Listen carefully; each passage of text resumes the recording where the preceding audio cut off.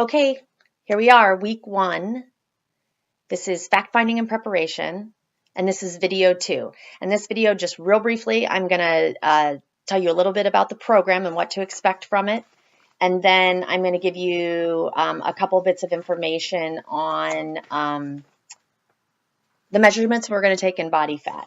So first and foremost, the Healthy, Happy, and Hot program, week 1, as I said before, this is our fact finding and preparation week.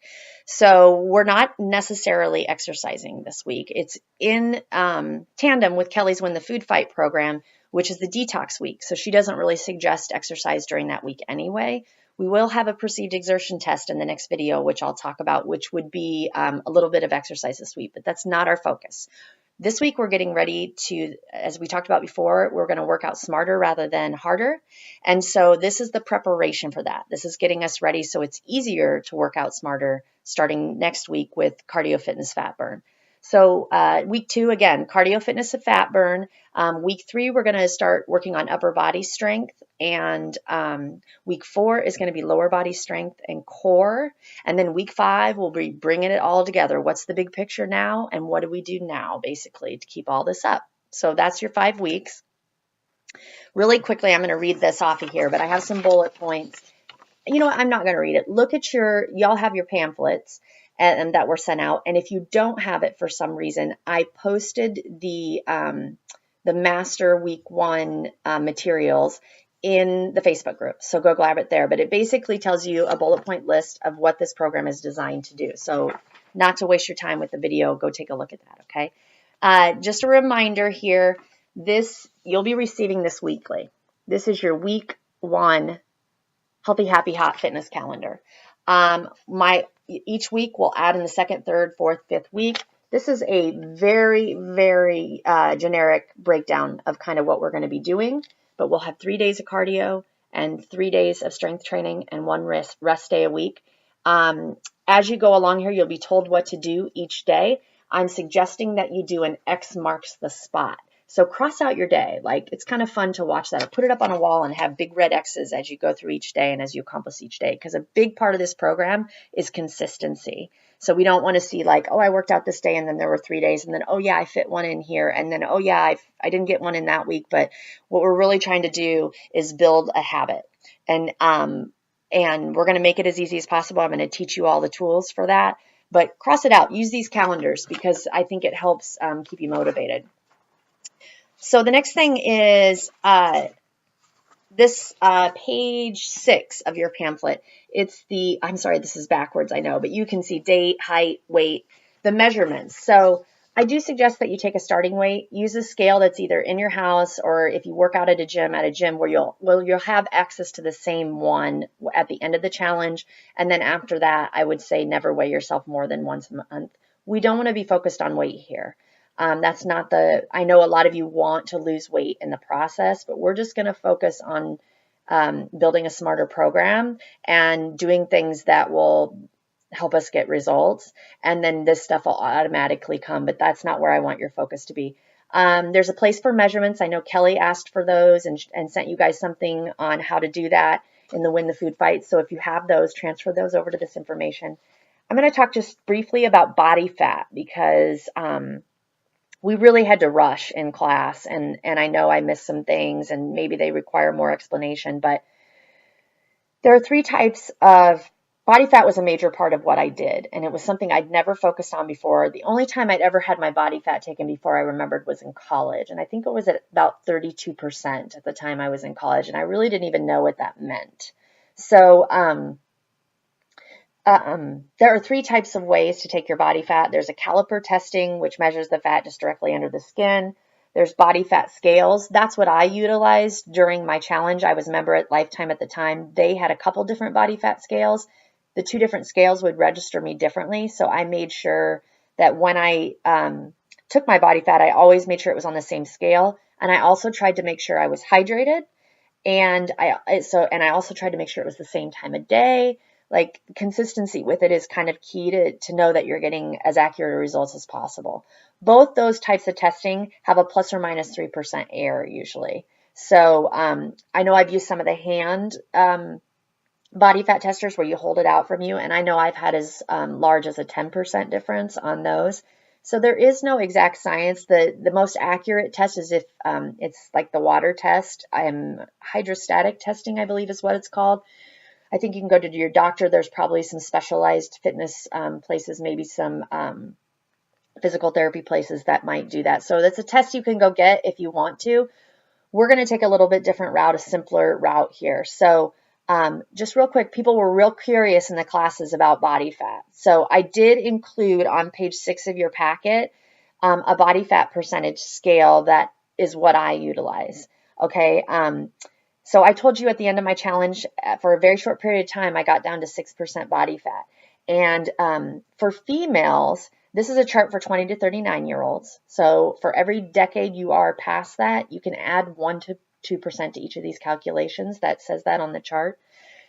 But women need 10 to 13% just as essential fat. So that's just for your normal functions. And I lost my period for almost a year after this process. So just being at that small amount of body fat I was probably at it for about a week, messed up my system enough that it took me a year to get regular again on my cycle. It kind of crazy. I can't believe that happened, but it's not uncommon actually, and particularly in like professional female athletes and women who hold very low body fat percentages.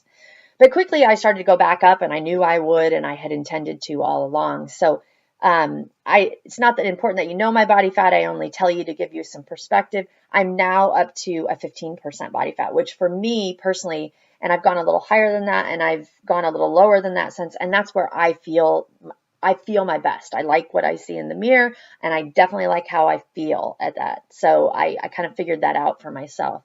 The other low body fat category is the second one there at 14 to 20%, which is considered like the athlete's phase. That's just, you don't have to be an athlete to have that, but usually that's pretty active people who are at those body fat percentages. The middle two categories, fitness and average, which is 21 to 31%, are again like our normal. Those are considered to be normal body fat ranges for females.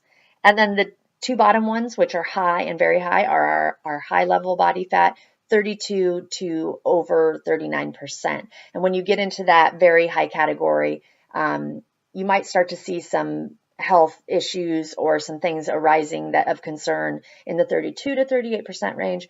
But definitely in that very high range, there's a chance that you're going to be dealing with some complications, some health complications because of high body fat. So, and then I included this chart, guys. And this is why I want you, there's a lot of reasons to do before and after photos. So if you haven't done them, please do them. You don't have to show it to anyone. I'm not even going to ask to see them. If you want to show me, you can. Happy to look at them. I've looked at a million over the years, including my own. But it's really for you. And it's when you work hard and you put something like this into it and you work smart, more importantly, it's awesome to go back and look at what you've accomplished. And you really do forget and you take it for granted. So take your pictures, please. And this was what I decided to use. You're not going to get a very good view of it here, but you have it in your packet and it's in color in your packet. I want you to take your photo. This is how you're going to gauge and estimate your body fat. And place it down here next to it and kind of look at the features, especially for women around the abdominal area. You can also, I guess, see it a little bit in the arms here, and the hips and the top of the thighs is where a lot of times you'll notice it. The hardest place for me, I was talking about in class that everybody's sort of, you can't specify like, oh, I want to lose body fat in this specific area and you'll just lose it there. We all are built differently. We have different genetics. There's a ton of factors that weigh into it. And you don't get to decide. You cannot lose fat, okay, in your body. So as you start to lose weight, my point is, or as your body starts to change, you won't know where it's going to come from. So for me personally, it shows up first and easiest for me to lose it is in my abdominal area. I notice it almost immediately if I start to gain or I start to lose over the years. The hardest place for me is my arms, my upper arms. It took me a lot during that challenge before I was really like noticing definition in my arms, which definition comes And toning comes from just exactly what I did, which is losing body fat and then building lean muscle mass. So for me, that was the hardest area. It's different for everyone. A lot of women complain mostly around about their hiney, and they complain about their hips a lot of times in the upper part of their legs. That's a common place for women to be frustrated with. But anyway, see where you fall. Like, you'll be able to kind of gauge, not to exact science, but you're probably going to be able to feel like, yeah, I look really close to just one, or maybe I feel like I fall, somewhere in between one of these two. So that's what we're going to do for body fat estimate. Again, guys, if you have any questions about it at all, I know I had one person want me to look at her before photos and tell her where it, help her decide where she thought she fell, and I'm happy to do that. So the real thing, though, is I want to say, before I go on to heart rate in the next video, make sure you're looking beyond the measurements. I want you to have the measurements. I know it's a good gauge, but I don't want you to stay focused on it. Pay attention to how your clothes fitting. That was the biggest thing I noticed. When my clothes started to get loose on me, it was like, whoa. You can compare your before and after photos. That's another good gauge. Another thing with this one, because we're going to be doing actual exercises, is to look at your performance and how it's improved. And what I mean by that is, like, can you do something for a longer period of time than you could before, getting as tired? Do you feel like you have more energy while you're doing it? Can you lift? We're going to get into strength training. Can you lift heavier than you could before? Can you do more reps? We'll talk about that in detail during the strength. Are daily tasks becoming easier, like climbing stairs or even carrying groceries? You may start to notice a difference. Do you feel less exhausted? I know that was one of the number one things I noticed when I first started implementing this program for myself, is I had a lot more energy and consistent energy levels and consistent moods. It was really nice. And then just looking at yourself in the mirror or in photo, like I said, your before photos, we all have areas that jiggle a little bit more than we want to. Maybe they get a little bit tighter. Maybe they firm up. Maybe you notice yourself slimming down, toning up, all those things. So those are all really great gauges if you want to stay away from scales and measurements and stuff, which people can get really obsessed with that aspect of it. And it's not always healthy, and it's not necessary. It is another tool, but it's not necessary. So anyway, that's about body fat, guys. I'm going to do one more video. I know these take a while, but one more on heart rate and perceived exertion. So if that's what's most important to you, take a look at that and post comments, questions below. And other than that, I'll see you in week 2, either live stream or in class for cardio fitness fat burn. All right. Good night.